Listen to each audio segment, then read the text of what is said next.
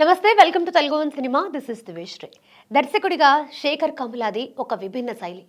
ఆయన తెరకెక్కించిన Anand, Godavari, Leader, Happy Days, Fidaa, Love Story వంటి పలు చిత్రాలే అందుకు ఉదాహరణ. ఈ నెల 20న పాన్ ఇండియా మూవీ కుబేరాతో ప్రేక్షకుల ముందుకు రాబోతున్నాడు. తన కెరీర్లో ఇదే తొలి పాన్ ఇండియా మూవీ. పైగా తన కెరీర్ని ప్రారంభించి 25 వసంతాలవుతుంది. ఈ టైంలో నాగార్జున, ధనుష్ వంటి స్టార్ హీరోలతో చేసిన కుబేరా శేఖర్ కమ్ములాకి వెరీ స్పెషల్ మూవీ అని కూడా చెప్పొచ్చు. ఆ ఇద్దరి అభిమానులు కూడా మూవీ కోసం ఎంతగానో వెయిట్ చేస్తున్నారు.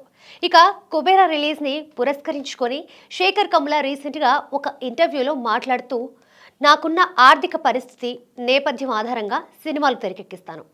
సినిమాల పరంగా బాధ అనేది ఎప్పుడూ లేదు. ఎందుకంటే ఈ సినిమా ప్రపంచం పైన, మనుషుల పైన ఎక్కువ అంచనాలు పెట్టుకోను. నా సినిమాల విషయంలోనూ లాభాల్లో నాకు ఇంత పర్సెంటేజ్ కావాలని ఆశించను.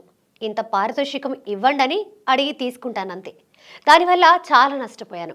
అయినా నాకు ఆ విషయంలో బాధ లేదు. ఎందుకంటే ప్రేక్షకుల ప్రేమే నాకు ముఖ్యం. కుబేరా చిత్రాన్ని ప్రేక్షకులు సిల్వర్ స్క్రీన్పై చూసిన తర్వాత ఇలాంటి ప్రపంచం కూడా ఉంటుందా అని ఆశ్చర్యపోతారు. అన్ని వర్గాల ప్రేక్షకులకి కనెక్ట్ అయ్యేలా కథ ఉంటుంది.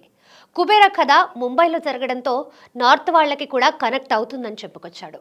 రష్మిక హీరోయిన్గా చేయగా జిమ్ సర్బ్, దిలీప్ తాలి, షాయాజీ షిండే తదితరులు కీలక పాత్రలు కనిపిస్తున్నారు. సునీల్ నారంగ్, రామ్ మోహన్ రావుతో కలిసి శేఖర్ కమ్ములానే ఈ చిత్రాన్ని నిర్మించాడు. దేవిశ్రీ ప్రసాద్ సంగీత సారథ్యంలో వచ్చిన పాటలు అందరినీ అలరిస్తున్నాయి.